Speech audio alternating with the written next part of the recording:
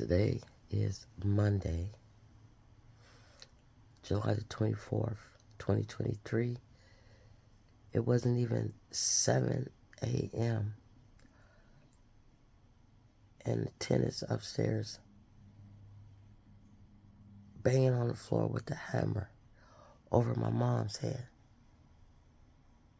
The difference this time is there's somebody else here that heard it too.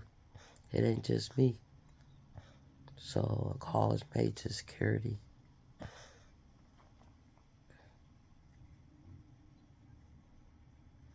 This shit is ridiculous.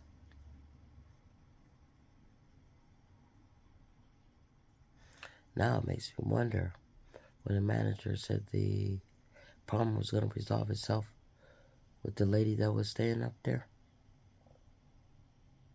I wouldn't be surprised if she's still coming back over here doing that shit.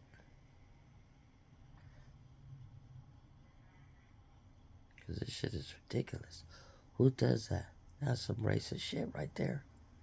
And like I said, if they are subleasing, they done leased that place out like 4 times now to different people. So anyway, this is just documentation.